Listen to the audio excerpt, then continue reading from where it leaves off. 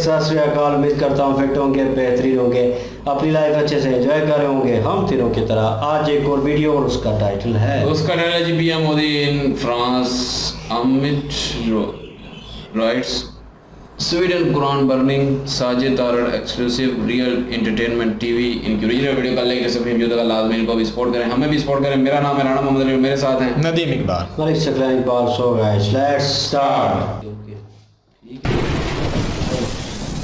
जी तो दोस्तों, मैं हूं सुहेब चौधरी और आप देख रहे हैं मेरा और आपका YouTube channel real entertainment TV. सबसे पहले तो आपकी मोहब्बतों का बहुत शुक्रिया कि आप मेरे काम को, मेरी एफर्ट को पसंद करते हैं। लेकिन अभी तक अगर किसी ने चैनल को सब्सक्राइब नहीं किया तो सब्सक्राइब कर दे ताकि हर आने वाली वीडियो आप तक पहुंच सके।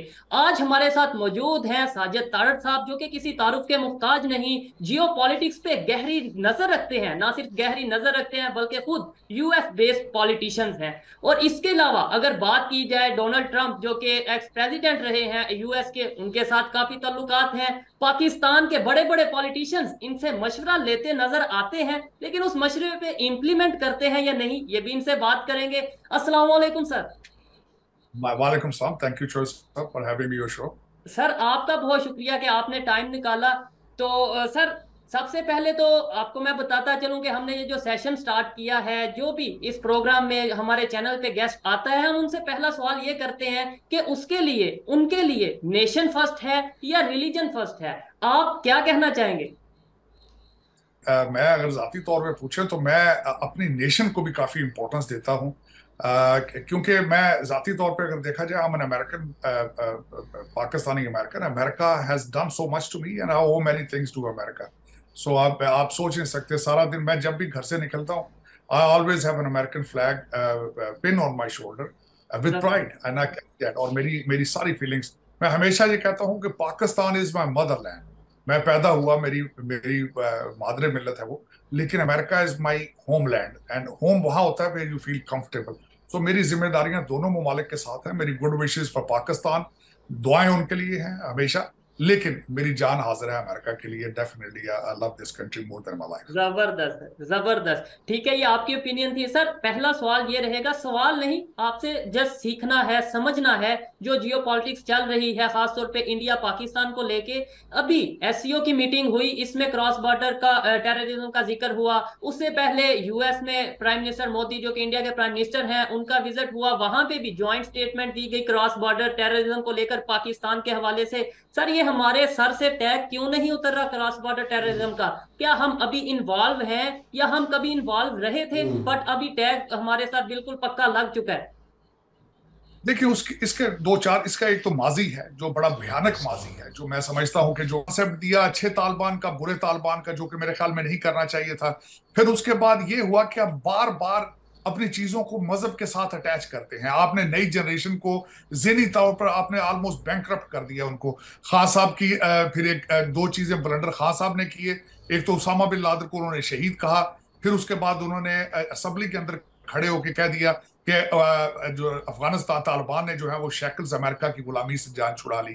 फिर इस तरह, फिर उसके बाद एक और चीजें आई हैं आपकी, जब आपका सबसे मोस्ट पॉपुलर, जो खुद वो क्लेम करते हैं, अपनी हर तकरीर शुरू करते हैं अय्या का नाबुदु अय्या का नस्ताइन के साथ, फिर कौम को बार बार ये कहते हैं कि सियासत नहीं ये जिहाद है। और उसके बाद जब चीजें प्रैक्टिकली सामने आती हैं, फिर दुनिया ब्लेम करती है कि आप जिहाद की वर्जन से आगे बढ़ ही नहीं पा रहे, आपकी हर चीज के अंदर जिहाद इन्वॉल्व है। हालांकि मैं एज ए पाकिस्तानी अमेरिकन ये ऑलवेज कहता हूं कि जिहाद एक एक्सट्रीम वर्ड है, लेकिन आपने अगर यूज करना है तो गुर्बत के खिलाफ करें उसको, जहालत के खिलाफ उसको करें। आप हमेशा उसको एक्सट्रीमिज्म के साथ अटैच क्यों करते हैं?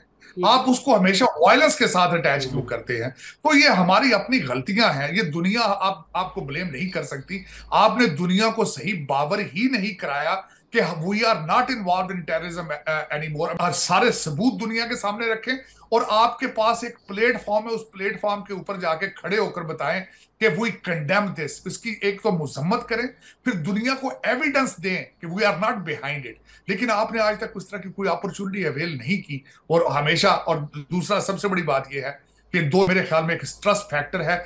आप शहबाज शरीफ साहब ने जब आए पावर में, ये सारे अभी रिसेंटली, इन्होंने दिल्ली के अंदर अपना कमर्शियल काउंसलर तो भेज दिया है कि हम ट्रेड की बात करेंगे, लेकिन उसके बाद ट्रेड नहीं किया उन्होंने। वो फैक्टर जब भी बात की जाती है, एक दफा खान साहब ने कहा ट्रेड करना है, लेकिन शाम को स्टेटमेंट चेंज कर गए। लेकिन इसमें, और मैं जाती तौर पर as a student of political science, मैं ये समझता हूं कि जब आपके पास विल हो कुछ करने के लिए, उसका दरवाजा खुला होता है, उसको आप सॉल्व कर सकते हैं। लेकिन इस वक्त दोनों साइडों पे अगर देखा जाए तो विल ही मौजूद नहीं है। और एक यहाँ आखिरी पॉइंट ये कहूंगा, आपकी जरूरत है भारत के साथ रिलेशनशिप, भारत की जरूरत नहीं है आपके साथ रिलेशनशिप। ये हम इस चीज को रियलाइज नहीं कर रहे। आप सर्वाइवल मोड में हैं, वो तरक्कियों पर। सर्वाइवल मोड में आपको सबसे पहले फाइनेंशियल इंस्टेबिलिटी आपकी है, पॉलिटिकल इंस्टेबिलिटी आपकी है, उनकी नहीं है। वो इस चीज को, पाकिस्तान के रिलेशनशिप को आपको ब्लेम करके उसका पॉलिटिकल फायदा तो वो उठाते हैं इलेक्शन के दौर में, लेकिन आप बुरे तरीके से पिस रहे हैं, गुर्बत की चक्रियों में पिस रहे हैं। आपकी जरूरत है इस वक्त भारत के साथ अच्छे रिलेशनशिप, और ट्रेड आपकी जरूरत है। ठीक है सर, इसमें एक चीज ये भी ऑब्जर्व करने वाली है, नोट करने वाली है कि पाकिस्तान की गवर्नमेंट हो, पाकिस्तान के अदारे हो, स्टैब्लिशमेंट हो, क्या ऐसा हम करें कि इंडिया को जो इशू है, मतलब क्रॉस बॉर्डर टेररिज्म का, वहां से हमेशा यही एक मैसेज आता है कि भाई इन चीजों के ऊपर आप कंट्रोल करो तो हम हमेशा हाजिर हैं ट्रेड के लिए। तो ऐसा क्या किया जाए, कोई ऐसी पॉलिसी बनाई जाए जिससे इंडिया ट्रस्ट में आ सके? देखिए, इस वक्त अगर देखा जाए तो उनको सबसे ज्यादा एतराज जो है वो हाफिज सईद साहब के और इस तरह के दूसरे लोगों के उनके एतराजात हैं। वो अक्सर वो कहते हैं, आप सबसे एक तो उनको देखें, आपने कहा हमने उन्हें सजा दे दी, हमने उनको घर में नजरबंद कर दिया, लेकिन उसकी कई वीडियोस मौजूद हैं कि वो लोगों के साथ घूम रहे हैं, वो अंडर पुलिस प्रोटेक्शन है, अदर किसी यूनिफॉर्म एजेंसी उनको प्रोटेक्शन दे रही है, वो सरेआम घूम रहे हैं, जलसों में तकरीरें कर रहे हैं, तो जाहिर उनको तकलीफ होगी। तो मैं वही बता रहा था कि हम जो कहते हैं उस पर अमल नहीं करते। आपको चाहिए कि इस बात को सीरियस लें। जब आप इन चीजों को सीरियस लेंगे, दूसरी पार्टीज को देखेगी। आपको आपका एतमाद का फैक्टर है इस वक्त। आप उनको बिल्कुल आपके ऊपर किसी किस्म का एतमाद नहीं है, क्योंकि कई दफा जिस तरह कारगिल हुआ, कई इस तरह के और वाकयात हुए जिसके साथ इस तरह की जो वो फिजा है वो क्रिएट हो चुकी है।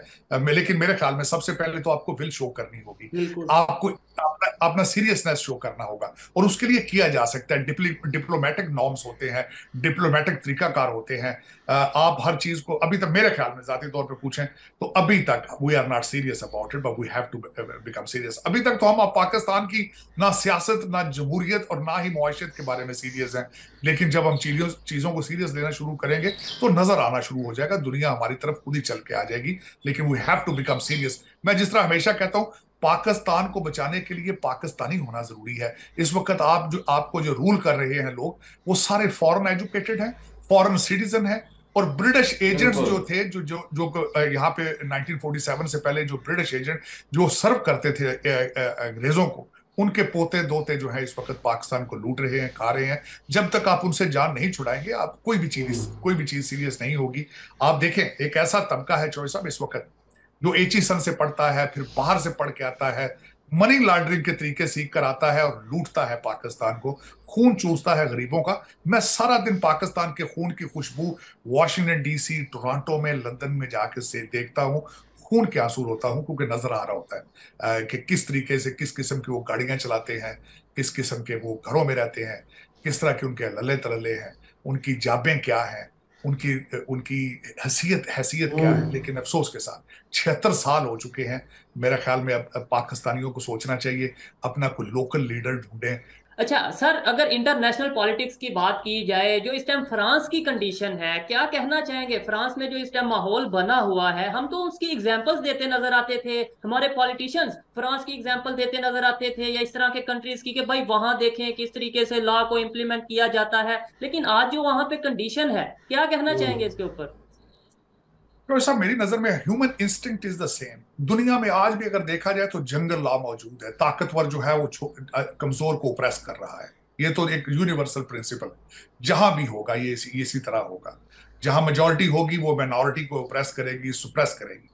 और अगर देखा जाए तो ये सिर्फ यूरोप, फ्रांस का मॉडल नहीं है, ये पूरे यूरोप का मॉडल है। सेकेंड वर्ल्ड वॉर में जिस तरीके से वहां पे मर्दों की किल्लत हुई, फिर उन्होंने जिस तरीके से बाहर से अपनी जहां कॉलोनीज थी स्पेशली, वहां से लोगों को ला के आबाद किया, उनसे लेबर तो ली उनको, लेकिन उनको इंसान, पुलिस ने जो स्टेटमेंट दी है कि वो गाड़ी लेकर हमारे ऊपर चढ़ा है, मैंने खुद उस वीडियो को देखा है, बिल्कुल वो पुलिस के ऊपर गाड़ी लेकर नहीं चढ़ा था, दोनों पुलिस वाले साथ खड़े थे।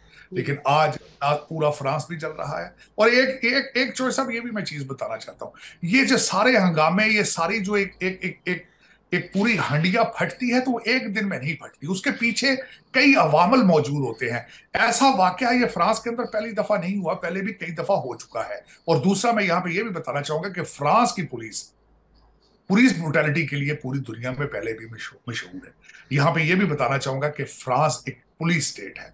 यूरोप के ज्यादा ममालिक पुलिस स्टेट्स हैं। जिस तरह हमारे अमेरिका के अंदर इस वक्त हमारे राइट्स हैं अगेंस्ट द पुलिस, उस तरीके से उनके राइट्स नहीं है वहां पे। आज के सर्कमस्टांसेस के लिहाज से 3500 लोगों को गिरफ्तार किया जा चुका है, 800 पुलिस वाले जख्मी हैं।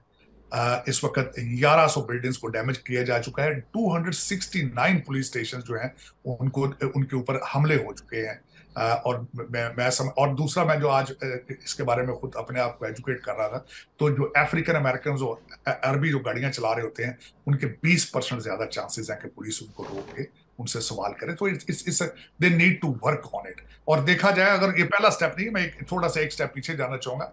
सरकोजी साहब, the way he is running the France, इससे पहले रिटायरमेंट के बारे में उन्होंने एक अपना मसल फ्लेक्स किया। You can go, this is 21st century है, you cannot treat people like sheep or something. ठीक है सर, लेकिन आपने मेजॉरिटी की बात की, मिनॉरिटी की बात की। आपने बोला दुनिया में कोई भी ऐसी स्टेट है जहां पे मिनॉरिटी मेजॉरिटी वाला कंसेप्ट होगा, कहीं ना कहीं इश्यूज होंगे। यूएस में क्या एक सिंगल लॉ नहीं है? क्या एक ही कानून के तहत मुस्लिम, हिंदू, ईसाई जो भी यूएस में रह रहे हैं, क्या वो एक लॉ को फॉलो नहीं करते, यूनिफॉर्म लॉ को?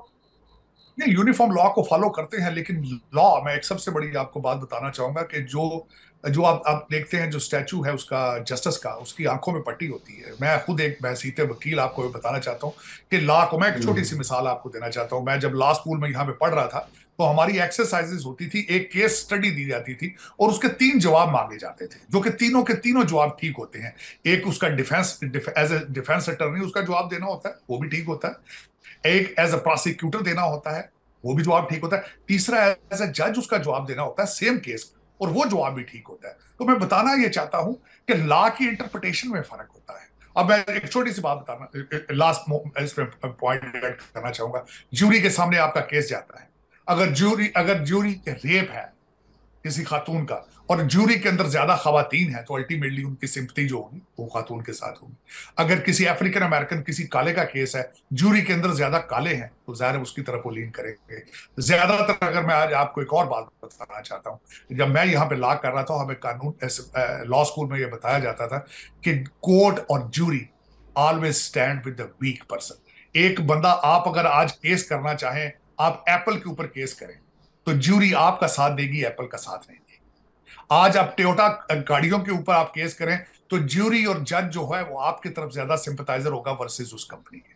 तो ये जस्टिस जिसकी आप बात कर रहे हैं, ये किताबों की हद तक तो ठीक है, लेकिन मेरे वालिद साहब वकील थे, 1958 में वो लॉ स्कूल गए, तो वो हमेशा ये कहते थे कि लॉ सिर्फ गरीब आदमी के कोई ख्वाब ही देता है, जस्टिस नहीं देता। आपको देखा है, एक दुकान का केस चलता है, 40-40 साल पाकिस्तान में चल रहा है। आज आपकी अदालतें सिर्फ एक इंसान के लिए, एक आदमी के लिए इस तरह लग रहा है जिस तरह पीटीआई की अदालतें हैं। सिर्फ उनको 5.5 लाख केस हैं इस वक्त सुप्रीम कोर्ट में, लेकिन सिर्फ उनकी तवज्जो एक केस के ऊपर है। तो मैं वो पूछता हूँ, फिर जस्टिस किधर से आएगा? और बिल्कुल उसी तरह अमेरिका के अंदर हुआ है। अब मैं इस वक्त डोनाल्ड ट्रंप साहब की मिसाल देना चाहूंगा। उनके ऊपर सबसे बड़ी एलिगेशन ये है कि व्हाइट हाउस से जाती दफा वो कागजात को साथ ले गए, डॉक्यूमेंट, सेंसिटिव डॉक्यूमेंट से। यही डॉक्यूमेंट जो बाइडेन साथ लेके गए थे तो कानून नहीं तोड़ा गया। यही डॉक्यूमेंट बराक ओबामा लेके गए थे तो कानून नहीं टूटा। यही कागजात बिल क्लिंटन लेकर गए तो कानून नहीं टूटा, लेकिन आज टूट चुका है। तो कानून डिपेंड करता है कि हुज इन पावर, ताकत में कौन बैठ, वो कानून उसकी बांदी बन जाता है, उसकी लौंडी बन जाता है, and he dictates the his own law. ठीक है सर, इंडिया में भी यूनिफॉर्म सिविल कोड की बात हो रही है, और बहुत से मतलब वहाँ के जो गवर्नमेंट है उन्होंने मशवरा लिया है तमाम सेक्टर से, तमाम मजहबी फिरकों से मशवरा लिया है। सुनने में ये आ रहा है, खबर ये आ रही है कि मुसलमानों को कुछ को इश्यूज है कि भाई शरी लॉ और यूनिफॉर्म सिविल कोड ये इश्यूज हैं आपस में। क्या समझते हैं, यूएस में पाकिस्तानी हो या इंडियन हो, हिंदू हो या मुस्लिम हो, वो वहां पे जाके यूएस के रूल को इम्प्लीमेंट करता है, के ऊपर फॉलो करता है और वहां पे मानना पड़ता है। जबकि हमारे यहाँ पे अगर कोई इस तरह की चीज आती है तो उसके ऊपर हम ये कहते हैं कि ये मजहब के खिलाफ है या ये चीजें हैं। आप इसके ऊपर क्या कहना चाहेंगे? वैसे मैं आपको जाती तौर बताना चाहूंगा कि मुझे अमेरिका के अंदर सऊदी अरब से ज्यादा मजहबी आजादी है इस्लामिक पॉइंट ऑफ व्यू से। हाँ, मैं ये जरूर बताना चाहूंगा इस वक्त आपको इतला के लिए अर्ज है कि सऊदी अरबिया के अंदर जुमे का जो खुतबा होता है वो गवर्नमेंट लिख करके भेजती है और आपका मौलवी उसके एक लफ्ज आगे पीछे नहीं जा सकता। अब उसके प्रोज एंड कॉन्स हैं उसके ऊपर अगर देखा जाए तो जिस तरह आपके 72 फिरके हैं तो आपने एक एक गली में 6-6 मस्जिदें हैं और आपकी जब अजानें शुरू होती हैं तो वो 2-2 घंटे अजानें खत्म नहीं होती। एक मस्जिद वाला जो सामने से दूसरा मौलवी गुजरता है उसको पत्थर मारता है, एक मौलवी दूसरे को सुबह शाम कहता है ये काफर है, ये काफर है। आपने दर हकीकत इस्लाम को इतना कॉम्प्लिकेट कर दिया है। अगर देखा जाए, मैं आज आपको एक छोटी सी मिसाल देना चाहता हूँ। बहुत अरसा पहले हमारे भेरा शरीफ के पीर करम अली शाह साहब जो कि अल अजहर यूनिवर्सिटी से पढ़े हुए थे, वो एक बार रूम में आए। तो मैं उस वक्त अभी यंग लॉयर था, तो मैंने उनसे ये क्वेश्चन किया था कि मोहतरम आप इतना पढ़े हैं, अजहर यूनिवर्सिटी से आप पढ़ कर आए हैं, पीर करम अली शाह हैं, आप अथॉरिटी हैं इस्लाम पर, दुनिया में कोई ऐसा मुल्क है जिसको आप ट्रू इस्लामिक कंट्री कह सकते हैं? तो उन्होंने कहा था नहीं, दुनिया में एक भी ऐसा कंट्री नहीं है जिसको ट्रूली इस्लामिक कंट्री कहा जा सके। हम मुसलमानों ने शरिया को इतना कॉम्प्लिकेटेड कर दिया है कि वो it has become non enforceable instrument. हमें जो हमारे मजहब ने, हमारे पैगंबर ने एक मैसेज दिया था इज्तिमा और इज्तिहाद, कि अपने मजहब को वक्त के साथ साथ वुसअत देते जाओ, लेकिन हमने मजहब को कारोबार बना के उसको बंद डब्बे में बंद कर दिया है ताकि लोग इससे मुस्तफीद ना हो सकें। यही हमारा अलमिया है। और भारत के अंदर मैं जिस तरह आपको बताना चाहूंगा, रंग रंग की बातें हैं। आप भारत की बात करते हैं, मैंने कई भाइयों मुसलमान भाइयों को इंग्लैंड में देखा है, वो कहते हैं हम इंग्लैंड के अंदर शरिया इन्फोर्स करेंगे। भाई जहां के आप पैदा हुए वहां तो शरिया इन्फोर्स नहीं हो रही है, लंदन में किस तरह इन्फोर्स कर लोगे? तो ये दर हकीकत एक मेरा वी आर कंफ्यूज्ड। हमें एक यूनिफॉर्म इस्लाम नहीं बताया गया।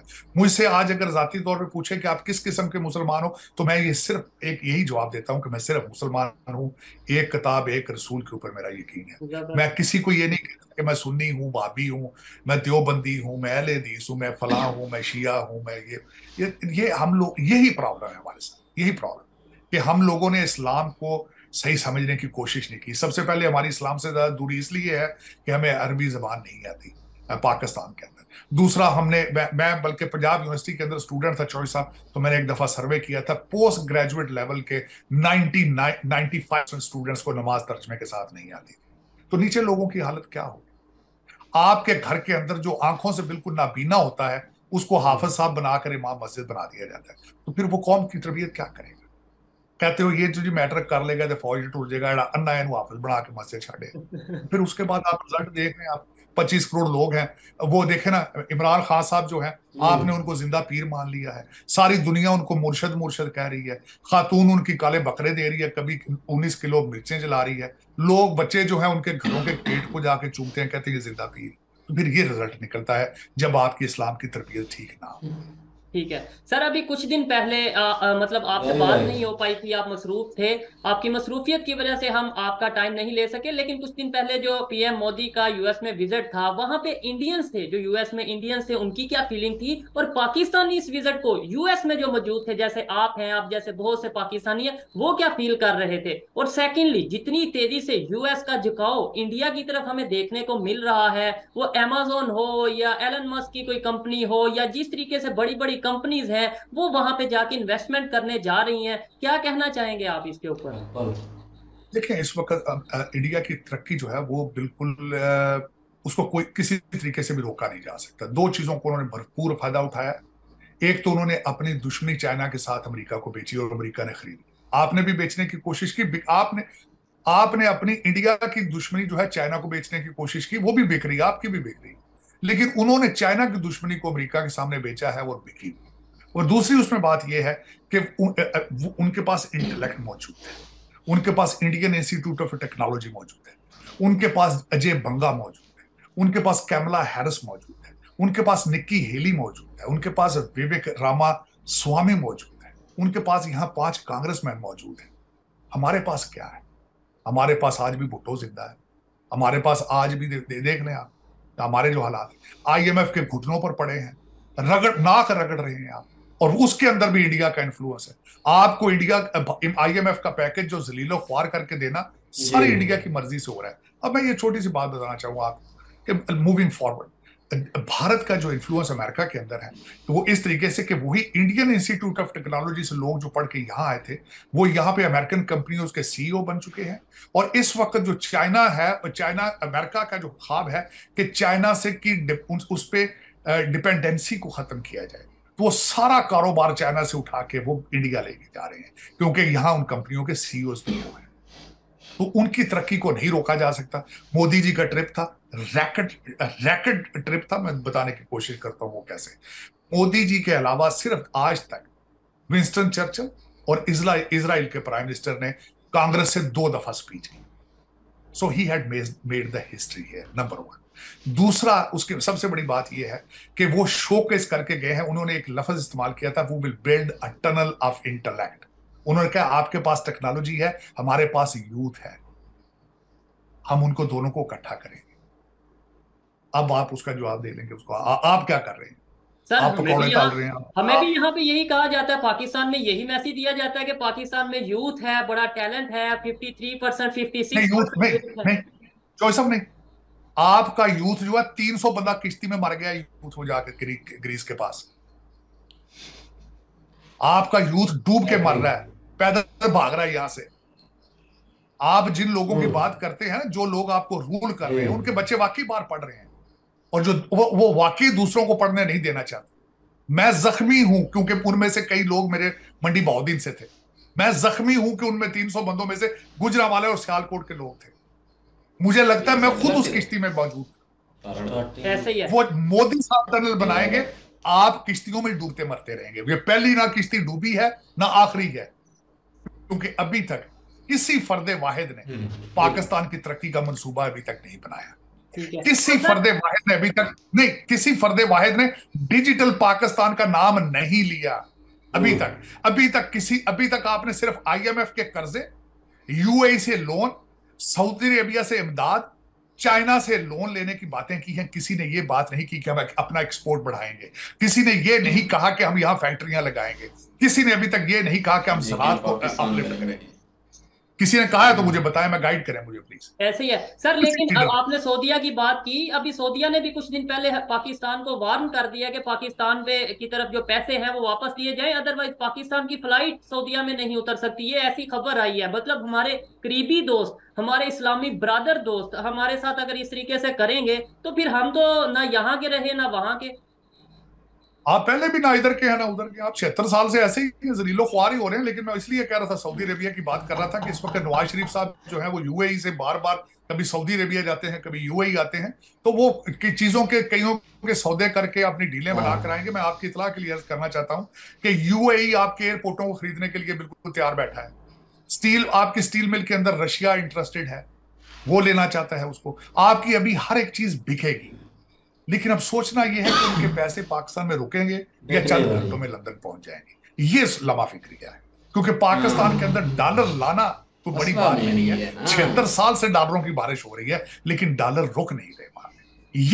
ये इशू है इस वक्त, और वो इस बिल्ली के गले में किसी फर्दे सलाब तो आता है, लेकिन सलाब रुकता है। सर आपसे एक बड़ा इंटरेस्टिंग सा क्वेश्चन पूछना है। मैंने आपके बारे में जब जरा डिटेल से स्टडी किया, मैंने देखा पाकिस्तान के जो टॉप लिस्टेड पॉलिटिशियंस हैं, पाकिस्तान के बड़े बड़े पॉलिटिशियंस हैं, वो आपके साथ नजर आते हैं मशवरे के लिए, या जो मीटिंग्स होती हैं आपसे वो मशवरा तो लेते हैं, उस मशवरे पे इम्प्लीमेंट करते हैं या नहीं इसके ऊपर बात करेंगे। लेकिन जो ग्रीस में कश्ती डूबी उसमें मोस्टली पाकिस्तानी थे, वो कश्मीर से बिलोंग करते थे, उस कश्मीर से बिलोंग करते थे जो आजाद कश्मीर है। तो क्या कहना चाहेंगे, आजाद कश्मीर के लोग डूब रहे हैं और जिसे मकबूजा कश्मीर हम लोग कहते हैं वहां पे डेवलपमेंट हो रही है। सर UAE की जितनी इन्वेस्टमेंट इस वक्त आपके कश्मीर में इंडिया वाली साइड पे जिस तरीके से हो रही है, जिस तरीके से वो हाईवेज को बना रहे हैं, जिस तरीके से उन्होंने दुनिया का सबसे ऊंचा और लंबा पुल बनाया है, ब्रिज बनाया, मैं हमेशा ये कहता रहा हूं अपने पाकिस्तानी भाइयों को, लीडरों को, इसके बाद क्या करोगे? अपने वाली साइड के कश्मीर को क्या बताओगे? उनको किस तरह रोकोगे? ये क्वेश्चन है। सर ये अब तो सोशल मीडिया का दौर है, अब तो सोशल मीडिया का दौर है, कोई छुपाना चाहे भी तो छुपा नहीं सकता। मैं झूठ बोलूंगा, लेट्स सपोज मैं कहूंगा पाकिस्तान में बहुत पीस है, पाकिस्तान के जो साइड कश्मीर है बड़ी डेवलपमेंट है, अब वो तो खुद रोना रो रहे हैं, वो तो खुद गिले शिकवे कर रहे हैं, तो कैसे हम छुपा सकते हैं? अब वो अखबार वाला दौर तो रहा नहीं कि हम अखबार पे जो अपनी मर्जी का लिखें। बिल्कुल, मैं ये समझता हूँ ये सबसे बड़ा चैलेंज आपके लिए होगा कि आजाद कश्मीर के लोगों को किस तरह आप सेटिस्फाई करेंगे कि मकबूजा आज जिसको आप मकबूजा कश्मीर कहते हैं, वहां की तरक्की जो है, वहां पे जो दूध की नहरें चलाने लगे हैं मोदी, सब चला रहे हैं, आप उस किस तरीके से उनको बताएंगे कि हम क्या। लेकिन आप यही कह सकेंगे ना, यार देखो असी भी भूखे बैठे हैं, तुसी भूखे बैठे, देखो ना जी असी आप गरीब लोग हैं, इधर मर गए हैं, अब साढ़े को कख नहीं। लेकिन ये इस तरह आगे चलेगा नहीं। अभी तक मैं मायूस हूं पाकिस्तान के हवाले से कि अभी तक पाकिस्तान के पास कोई सोल्यूशन मौजूद नहीं है। हमारे अमीरुल मोमिनीन जो है, जो रिलीजियस पार्टी के लीडर हैं खान साहब, वो हमेशा ये कहते हैं कि मैं ओवरसीज पाकिस्तानीज के पैसे लेकर आऊंगा और यहाँ दूध की नहरें चलेंगी, जो कि एक रॉन्ग आइडिया है। पता नहीं ऑक्सफोर्ड से उन्होंने क्या सीखा है। अब मुल्क जब तक अपने पांव पे नहीं खड़े होते वो सर्वाइव नहीं कर पाते। आपको एक्सपोर्ट की और मैन्युफैक्चरिंग की जरूरत है, ओवरसीज पाकिस्तानीज के पैसों की जरूरत नहीं है। पहले आपने तो एक तो आपने पहले जलीलो ख्वार करके वहां से निकाला, अब जो हमारे रिटायरमेंट पैकेजेस हैं उनके ऊपर भी आपकी नजर है। खुदारा ये माफी दें, ये आप कोई अच्छी सी इकोनॉमिक्स की किताब लेकर पढ़ें, मैं खान साहब को कह रहा हूँ, इनको समझाएं कि वहां प्लान दें, इकोनॉमिक प्लान। आपने पहले धोखा दिया था बाजवा साहब को कि अब मेरे पास 200 बंदों की टीम है, हम आते ही पाकिस्तान की किस्मत तब्दील कर देंगे। वो टीम किधर गई है? ढूंढे ना, वो सारे भाग गए हैं।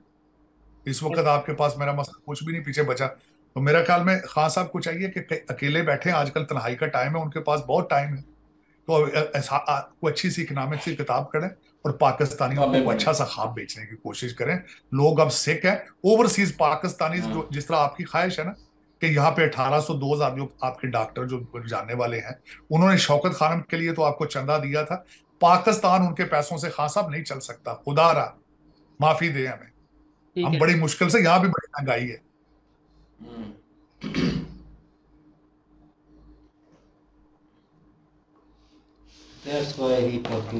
तो जी इन्होंने बातें अच्छी कही हैं, और जो एंड पे बात कही है ना कि यहाँ पे फैक्ट्रियाँ लगानी पड़ेंगी, कोई मैन्युफैक्चरिंग करनी पड़ेगी, वाकई वही जो इंडिया का रूल बना था कि मेक इन इंडिया, उसके बाद जो है वो इंडिया ने बनाना शुरू किया और उसी पे फोकस ज़्यादा किया, और उसी कंसेप्ट को रशिया, बांग्लादेश, दूसरे और एक मुल्क है श्रीलंका, उन्होंने अभी जो है वो कहा कि हम भी मेक इन जो है वो ये अपने मुल्क का करेंगे, और पाकिस्तान को भी वही पॉलिसी करनी चाहिए। और ये बेशक कॉपी कर लें इंडिया की, बेशक मैं कहता हूँ कि सेम टू सेम बेशक कॉपी कर लें, लेकिन कॉपी करके उसको इम्प्लीमेंट करें और जो है उस पर अमल भी करें, सारे लोग भी जो है उसमें शामिल करें और पाकिस्तान के लिए एक सलूशन निकालें, एक अच्छा सलूशन निकालें, ताकि पाकिस्तान इस क्राइसिस से निकल सके बाहर। और जो इंडिया के साथ तल्लुकात में शुरू में बात की गई थी, वो तो जो क्रॉस बॉर्डर टेररिज्म है उस पर हमने बड़ी बार बात की है कि पहले होता था, अभी जो है नहीं है, लेकिन ये है कि वो इत्मीनान नहीं रहा अब, और इत्मीनान जब तक बहाल नहीं होगा उस वक्त तक जो है वो आपके माथे पे जो दब्बा लगा हुआ है ना, वो रह नहीं रहना है ठप्पा, वो कभी भी मिट नहीं सकता। तो वो उसके लिए पहले इत्मीनान जिताना होगा और उसके बाद ही सारा कुछ होगा। और जिहाद की जो बातें कहते हैं, जिहाद पहले सबसे पहले अपने आप से करें। जो जिहाद अपने आप से मतलब अपने आप को सही करना वाला बात होती है ना, वो सबसे बड़ा जिहाद है। तो वो एक बार पहले करें, उसके बाद फिर बाकी देखेंगे जिहाद कौन कौन से हैं। यहाँ पे अपने आप को किसी ने ठीक करना नहीं है, दूसरों को ठीक करने में लगे हुए हैं जी, हम जिहाद कर रहे हैं, और पहले अपने आप को ठीक करें, तो वो सबसे बड़ा जिहाद है। और उसके अलावा काफ़ी सारी इन्होंने डिबेट की है बीच में और काफ़ी सारी बातें कही हैं, लेकिन साजिद तारड़ साहब ने जो है वो बातें बड़ी अच्छी कही हैं और पाकिस्तान पे बार बार कहा कि तेरे मुल्क के पास ये है क्या, आपके मुल्क के पास। तो जैसे वो उन्होंने कश्मीर की बात बीच में कर दी, कश्मीरी जो है वो बाहर जा रहे हैं छोड़ के, तो इंडियन कश्मीर में जो है वो डेवलपमेंट हो रही है। तो उस अब बात उसकी भी ठीक है, शोएब चौधरी साहब की भी, कि उन्होंने कहा कि अभी जो है सोशल मीडिया का दौर है, हम छुपाना चाहें भी तो नहीं छुपा सकते। अगर ये उन लोगों को कहा है जिन लोगों को ये होता है कि ये सच क्यों बता रहे हैं, तो हम ना भी बताएंगे तो वहाँ के लोग खुद बताएंगे। सोशल मीडिया का दौर है, तो हम ये नहीं कह सकते अब कि यहाँ पे बहुत अच्छा माहौल चल रहा है, कोई महंगाई नहीं है, कोई कुछ नहीं है। अभी देख लें पाकिस्तान में कितनी महंगाई है, तो हम ये तो नहीं कह सकते कि कोई महंगाई नहीं है। डॉलर देख लें आप, सबको पता है, गूगल में उसका रेट लिखा हुआ है, इसमें छुपाने वाली कोई तो बात नहीं है। डॉलर कहाँ से कहाँ पहुँच गया, इस तरह बाकी चीज़ें भी हैं, सारा कुछ। मैं भी यही चाहता हूँ कि इंडिया और पाकिस्तान के तरक़ात अच्छे हों। इंडिया को पाकिस्तान की ज़रूरत नहीं है, पाकिस्तान को इंडिया की इस टाइम ज़रूरत है। तो पाकिस्तान को ज़्यादा सोचना चाहिए इस बारे में। और साजिद साहब जो हैं वो इधर हमारे इलाके के ही हैं और मंडी बहाउद्दीन के, और यहीं से गए हुए हैं। और इनके अपने इलाके के ज़्यादा लोग जो हैं वो डंकी लगा के जाते हैं। और एक जो हमारा ज़िला है वहाँ के, तो एक कश्मीर, यही हैं 3-4 जो ये है, सारे साथ साथ हैं। ये तो साथ ही हमारे कश्मीर है, स्टार्ट हो जाता है कश्मीर, तो ये सारे साथ साथ ही हैं। और ये इधर से, इस इलाके से ही ज़्यादा डंके लगाते हैं और ज़्यादा बेचारे डूबते भी यही हैं, मरते भी यही हैं। और क्योंकि पाकिस्तान में वो चीज़ें नहीं है। और यूथ का कहा उन्होंने, और कहा कि यूथ तुम्हारी तो जा रही है उधर, डूब रही है। तो बात बिल्कुल सच्ची गई है कि यूथ को यहाँ पे कुछ मिल नहीं रहा। तो यूथ ने क्या करना है यहाँ पे? यूथ को सही तरह तालीम नहीं मिली। यूथ तो है, लेकिन तालीम ही नहीं जब मिली। अब सिर्फ क्या मजदूरी करवानी है यूथ से, हट्टे कट्टे हैं तो मजदूरी करवा लें, बाकी कोई काम नहीं होता इसके अलावा। तो बाकी दिमाग की सारी चीज़ें होती हैं, दिमाग चलना चाहिए, इल्म होना चाहिए। हमारे यकीन करें 99 पाकिस्तानियों को ये नहीं पता होता कि दुनिया में चल क्या रहा है, दुनिया कहाँ से कहाँ पहुँच गई है और हमारा पाकिस्तान कहाँ से कहाँ रह गया है। 99% लोगों को ये पता ही नहीं होता। आजकल कुछ लोगों जो है ना वो पता लग चुका है, थोड़ा बहुत शऊर आना शुरू हो चुका है, लेकिन इससे पहले 99 उनमें से हम भी थे।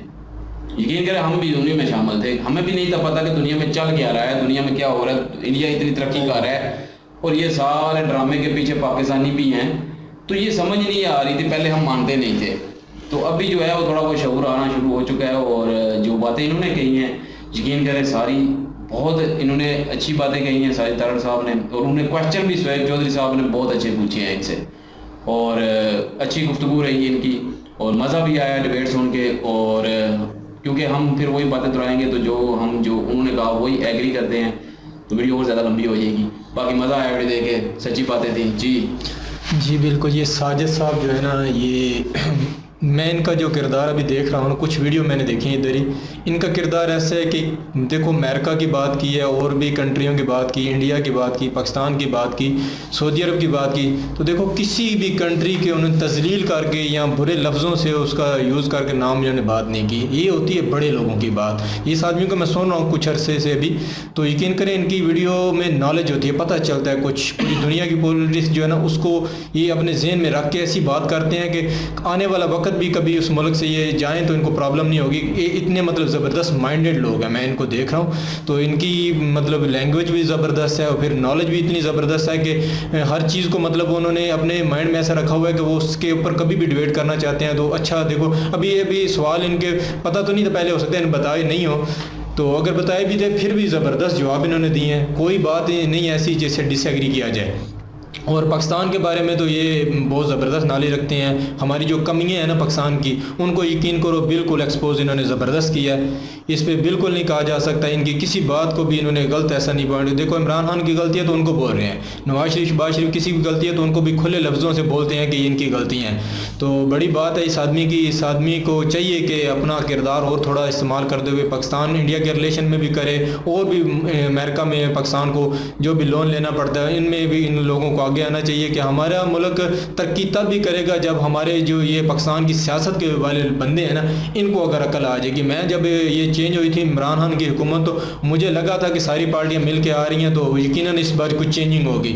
तो यकीन करो कोई ज़रा भी चेंजिंग नहीं आई थी। 99% लोग तो उन्हीं चेंजिंग ज़रा भी नहीं थी। वो मैंने देखा शहबाज शरीफ सुबह जल्दी उठ के चले गए, तो मैंने सोचा कि अभी देखो इनको अकल आ गई है कि काम करने से। जब ये पार्टियां आई थी ना तो मैंने सबको कहा था जो खुश हो रहे थे, मैंने कहा था आप लोग रोएंगे एक दिन, ये जो हुआ है ना रोएंगे एक दिन। कोई हुआ कि आज एक साल बाद देख लें, तो कुछ फर्क नहीं पड़ रहा। मैंने कहा था तो लोग इनको अभी भी इनको समझाने की कोशिश कर रहे हैं। जो बोलते हैं हमारे पास टीमें लेके आ रहे हैं ये करेंगे, इनको भी लोग समझा रहे हैं। ये साजिद साहब भी समझा रहे हैं अभी भी कि ये करो। पाकिस्तान में देखो आदमी है ना 20-22 लाख 25 लाख लगा के अपनी मौत खरीद रहा है यूरोप में 2 नंबरी तरीके से जाके। वही अगर 20-25 लाख लगा के पाकिस्तान पाकिस्तान में कारोबार करें तो हो जाए, पर मेन मसला इसमें यह है कि इंसाफ यहाँ नहीं है। यहाँ कोई भी काम किया जाता है, कुछ भी हो, हाँ कुछ भी हम लोग इधर करते हैं ना, तो वो आदमी शाम से पहले लूट लिया जाता है, यहाँ उसका कारोबार तबाह हो जाता है। यहाँ देखो अभी कुछ और बात नहीं करें तो हमारे मतलब जो इधर है ना, जो अदारे भी हैं वो भी उनको सिक्योरिटी नहीं दे रहे, जिसकी मेन वजह जिसकी वजह से वो बेचारे यहाँ पे अपने कारोबार की सिक्योरिटी नहीं है। हाँ, तो इसकी वजह से ये हमारे लोग जो है 20-20 25-25 लाख लगा के अपनी मौत खरीद रहे हैं। तो जो यकीन करो हमें ऐसा जैसा देखा इधर कि इधर लोग अपनी जगह बेच के भी बाहर जाना चाहते हैं। तो जिन जगहों पे हम लोग अपनी गंदम लगा के कुछ चीज़ें लगा के अपने मुल्क को तरक्की दे सकते हैं, जो मेन है, जो प्लान 2 भी है कि हम अपनी आवाम को एजुकेट करें और वो यहाँ से कुछ सर्वाइव करने की कोशिश करें, तो वो इधर बिल्कुल नहीं है। साजिद साहब की बातें एक से एक ज़बरदस्ती जो दिल को लग रही थी। तो आप भी इंडियन लोग भी इनको सुनेंगे तो आप ज़रूर आप भी इनको डिसएग्री नहीं करेंगे या बुरा भला नहीं कह सकते। ये ऐसा किरदार है, ये इंडिया के बारे में बात करता है तो मतलब उनके जो नेगेटिव पॉइंट है उनके ऊपर नहीं, जो पॉजिटिव पॉइंट है वो पॉजिटिव पॉइंटों को सामने लेके आते हैं। तो ये बड़ी बात होती है किसी भी माइंड की। तो साजिद साहब ग्रेट मैन। और एक और बात उन्होंने मेंशन की थी कि डॉलर जो आते रहते हैं पाकिस्तान में, और वो तो पहले भी आते रहते थे, लेकिन बात यह है कि रुकते नहीं है। तो ये तो बड़ी यहाँ पे सारा कुछ बेच भी देना, तो यहाँ पे रुकने का मकसद ये है कि यहाँ पे रुकेंगे कि नहीं रुकेंगे वो डॉलर। अगर रुकेंगे पाकिस्तान पे लगेंगे, लोगों पे लगेंगे, लोगों से कुछ फैक्ट्रियाँ लगेंगी, रोजगार बढ़ेंगे, मैन्युफैक्चरिंग होगी, तब तो ठीक है। लेकिन यहाँ पर रुकते नहीं है। एक बहुत बड़ा ख्वाब है और इस ख्वाब की ताबीर कौन पूरा करेगी, उन्होंने बीच में मेंशन भी कर दिया कि लोकल्स को लेके आए। वो बार बार मेंशन कर रहे हैं लोकल्स कैसे लेके आए, मीन्स के अवामी बंदा लेके आए, वो बंदा जो अवाम का दुख दर्द समझता हो, वो जो रूट से जुड़ा हो, वो जो तरक्की का काम करे और देखे कि अवाम की मुश्किलात क्या हैं, क्या मसले मसाइल आ रहे हैं, पाकिस्तान इतने ऐसे से ऊपर क्यों नहीं जा रहा, जो चीज़ें ख़राब हो रही हैं उनको ठीक करे। क्योंकि अवाम में से बंदा होगा तो फिर उसकी सोच बताएं, अवाम में से अगर बंदा खड़ा कर दें इधर तो बच जाएगा इधर, वो उसकी तो बेचारे। ये तो अब इमरान खान की बात आई थी तो उन्होंने कहा था कि वो जो कुछ भी गलत कर रहा है, अगर मजना उसको खा जाएंगे, जो कुछ भी वो गलत कर रहा है। ऐसे हमारे इधर कर लें कि हैसियत के हिसाब से, पावर के हिसाब से मलिक रियाज हैं, उनकी बहुत बड़ी सिटीज़ हैं और मतलब एक बिजनेसमैन टाइप, बिजनेस टाइकून कर लें, तो वो बंदा है। अब उस बंदे ने सर्वाइव करने के लिए माफिया का साथ दिया है, माफिया को साथ लेके चला है। क्यों? उसकी मजबूरी बन गई थी, ठीक है। बंदा वो भी अवामी था, लेकिन ये है कि जितने भी ये कर लें न्यूज़ रिपोर्टर्स हैं, जितने भी सियासी ब्यूरोक्रेट्स वगैरह, ये लोग जो हैं उससे बता लेते हैं और उनको देता रहा है। और उसके साथ माफिया, उनके साथ माफिया रिलेटेड था, उनको भी देता रहा है। लेकिन वो बात ढकी छुपी रही है। कुछ अरसे बाद, कुछ सालों बाद वो ओपन हुआ कि यार रिवील हुआ कि ये मसला था, ये कैसे कर रहा है, ये पैसे दे। अभी उसको माफिया का डॉन बोलते हैं। क्यों? क्योंकि वो उनके साथ रिलेटेड है, ठीक है। और वो क्या कर रहा है, वो भी आम अवाम, वो भी आम अवाम था, आम बंदा था, नीचे से उठ के आया, लेकिन उसको उसने होल्ड किया है, उसको उठने नहीं दिया। उसने क्या किया? उसने पैसा खिलाया है। वही चीज़ की है जो निज़ाम यहाँ पे चलता है, ठीक है। इमरान खान आया था, लोगों ने कहा था यार ये ऐसा करेगा, वैसा करेगा, अवामी बंदा है, इस्लाम की बात की, ठीक है। लेकिन यह है कि उसको आने नहीं दिया, होल्ड ही नहीं करने दिया। और जब होल्ड करने दिया है तो एक किस्म की मतलब कि ख़राब किस्म की सिचुएशन तोड़ मरोड़ के मुल्क को उसके हाथ में दे दिया कि चल बेटा इसको सीधा कर, ठीक है। और टीम भी नहीं है ना उसके बाद। अगर टीम होती ना, कोई प्रॉपर टीम होती तो फिर मैं भी मानता कि वाकई उसने, अगर फिर भी ना होता उससे कुछ, तो फिर मैं मानता कि वो गलत है। लेकिन यह है कि 50% मुझे अभी भी लगता है कि उसके पास चांस था, वो बंदा कर सकता था अगर दिया जाता लॉन्ग टर्म पे। गलतियां सब लोगों से होती हैं। वो लोग जो इक़्तिदार पे एक अरसे से बैठे रहे हैं, हमारे मुल्क को संभालते रहे हैं, खाते रहे हैं, बाहर लेके जाते रहे हैं, वो लोग भी अगर 50% करते हैं पाकिस्तान के लिए। जैसे एक वीडियो में मेंशन किया कि शहबाज शरीफ और ये शरीफ फैमिली जितनी भी है, कारोबारी लिहाज से इनका माइंड सेट जो है बड़ा ज़बरदस्त है, ठीक है। ये इम्प्लीमेंट कर सकते हैं, लेकिन ये पता चला कि पाकिस्तान में नहीं है, ये जो बाहर कंट्रीज हैं उनके लिए है, वहाँ पे इम्प्लीमेंट होती है इनकी जितनी भी ये नॉलेज है। तो बहरहाल ये चीज़ें जो हैं ये बड़ी कॉम्प्लिकेटेड है, और कब और कैसे और किस तरह होगा। लेकिन यह है कि ये साहब जो है अपनी सीट भी बचा रहे हैं, हर बंदे को अपना होता है, और ये अपना भी देख रहे हैं। कुछ हैं दोस्त ऐसे, वो भी कहते हैं कि इमरान खान जो है हमें भी मरवाएगा, एब्सोल्युटली नॉट बोल दिया है, हमें वहाँ से निकाल देंगे अमेरिका में से, हम पाकिस्तान में आके क्या करेंगे। भाई आप भी पाकिस्तान की हो, अगर जज्बा रखते हो तो फिर सच्चा रखो, नहीं तो स्ट्रेट फॉरवर्ड बोल दो। भाई उन्होंने बोल दिया स्टार्टिंग में, मुझे अच्छा लगा। अगर ऐसा कुछ हो तो पासपोर्ट फाड़े अपना, पाकिस्तानी हो रहा है। ये चीज़ अब मैं बात कर चुका हूँ उससे, तो उसने कहा नहीं मैं उस साइड से हूँ, अमेरिकन साइड से। तो देख ले ये वो ठीक है, ज़ाहिर है उसका होमलैंड है, वो उसी को लाइक करता है। पाकिस्तानी पासपोर्ट फाड़े, उनको बताएं कि हम यहाँ अमेरिकन ही हैं और इमरान खान का भी छोड़ें, सबको छोड़ें, फिर पाकिस्तानी सियासत से कोई लेना देना तो है नहीं है ना। फिर ये इम्प्लीमेंट करना बनता है ना। तो फिर अगर आप कहेंगे कि हमारी पेंशनों की भी नज़र है, अभी वही हो गया है कि हमारे जो टैक्स पे करते हैं वो भी हमें वर्सेबल नहीं मिल रहे हैं, वो भी हमारे साथ मसला बन रहा है, हमारे लिए मुश्किलात बढ़ी हैं, महंगाई इधर भी बढ़ी है, हम कहाँ से भेजेंगे। वो आपका पर्सनल मामला है, भेजें ना भेजें, लेकिन ये है कि मुल्क को भी आपने देखना ना, आप कहाँ से हैं, तो उसको भी देखना है, उसको भी रिप्रेजेंट करना है, उसके लिए भी नहीं। उन्होंने बात ठीक है, उन्होंने कहा कि हम पहले भी भेज रहे हैं, अभी भी भेज देंगे, लेकिन मुल्क चल जाएगा, डॉलर ठहर जाएगा। पहले तो ये कन्फर्म करो कि डॉलर ठहरेगा पाकिस्तान में, वो यहाँ पे अपनी चीजें बनाओ, जरूरत है ना। जिस नौयत की, जिस सियासी नौयत की वो मतलब होल्ड रखते हैं वहाँ पे, उनका मेल जोल है जिस हिसाब से, उन्होंने उस हिसाब से बात करनी है, क्योंकि इनके गले पड़ जाती है। अगर ये बात कोई और कर देंगे तो वो मीडिया में ऑलरेडी हाइप हो जाती है और इनके लिए आगे आने वाले वक्त में मसला बनता है। ये सियासी डिबेट जो करते हैं जितने भी, ये बड़े तरीके से करते हैं। और जैसे उन्होंने ट्रंप की बात की कि यार वो पेपर का मसला बना था डॉक्यूमेंट्स का, इन्होंने मेंशन भी कर दिया, वो उसकी साइड ले रहे थे ट्रंप की, वो है उसके नज़दीक है बहुत ज़्यादा। तो अगर कोई बात मनफी आएगी ट्रंप के बारे में, कुछ ऐसी नेगेटिविटी आएगी, वो उसको लीव कर देंगे, नहीं करेंगे। क्यों? उन्होंने वहाँ पे रहना है, उन्होंने सर्वाइव करना है। तो अगर आपने वहाँ पे, मेरा कहने का मकसद ये है कि आपने वहाँ पे सर्वाइव करना है, तो फिर पाकिस्तान का रट्टा लगाना या उसके ऊपर इस तरह की डिबेट करना या बातें करना, फिर वो ठीक नहीं है। और आप दोगली पॉलिसी के ऊपर जी रहे हैं, वो चीज़ मुझे जो है वो अच्छी नहीं लगी। बाकी उन्होंने स्टार्टिंग में मेंशन कर दिया मैं अमेरिकन हूँ, मैं अमेरिका को रिप्रेजेंट करूँगा, तो भाई करें, फिर पाकिस्तान की सियासत पे आपको करने का हक नहीं है, वो करनी नहीं चाहिए। वो कह रहा है कि पाकिस्तान का, तो मैं सोचता हूँ ना कि अच्छा हो, दुआएं करता हूँ तो पाकिस्तान मदरलैंड जो है ना यार, अगर मैं कहीं पे चला जाता हूँ, जाहिर मैं अब वहाँ पे कमा रहा हूँ, वहाँ पे मेरा घर है, वहाँ पे मेरी जॉब है, वहाँ पे मेरा सारा कुछ है, तो मैं सिर्फ ये कहूँगा कि यार पाकिस्तान से मैं आऊँ तो पाकिस्तान खुश हो, पाकिस्तान तरक्की करे।